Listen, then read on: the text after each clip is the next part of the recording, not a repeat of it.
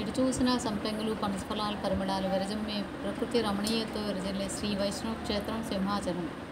నరవరాహ సింహ అవతారాల కలయికతో త్రిభంగిమూర్తిగా సాక్షాత్తు శ్రీ మహావిష్ణువే అప్పన్నగా వెలిసిన దివ్యధామం సింహగిరి. నిత్యం చందన అలంకారంతో లింగాకృతుల భక్తులను అనుగ్రహిస్తున్న స్వామి తన నిజ రూపంలో అదే సంవత్సరంలో కొన్ని గంటల పాటు దర్శనమిచ్చే పవిత్ర దినం అక్షయ తృతీయగా వ్యవహరించే వైశాఖ శుద్ధ తదియ.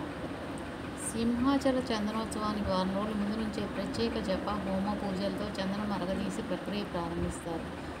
రంగరించిన చందనంలో 60 రకాల వనమూలికలు సుగంధ ద్రవ్యాలు కలుపుతారు. అక్షయ తృతీయ వేకుజామునే స్వామికి ప్రత్యేక ఆరాధన ముగిసిన పిమ్మట ఆలయ అర్చకులు తమ నాసికలకు వస్త్రం చుట్టుకుని బంగారు బోరిగలతో స్వామి మీద ఉన్న చందనాన్ని తొలగిస్తారు.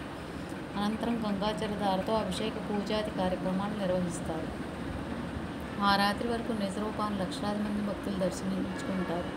తిరిగి సాయంత్రం ఆరాధన అనంతరం చందనయాత్రలోని అపురూపమైన ఘట్టం మొదలవుతుంది. అదే సహస్ర ఘటాభిషేకం. దేశం నలుగురి నుంచి వచ్చిన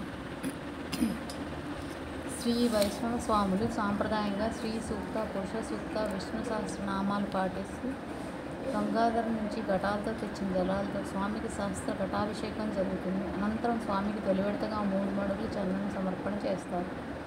శ్రీ వరాహ లక్ష్మీ నరసింహస్వామి వారికి చందనాన్ని తొలి విడతగా అక్షయ తదీనాడు, అనంతరం వైశాఖ జ్యేష్ఠ ఆషాఢ పౌర్ణమి రోజుల్లో 3 విడతలుగా 9 మడుగుల చందనాన్ని సమర్పిస్తారు.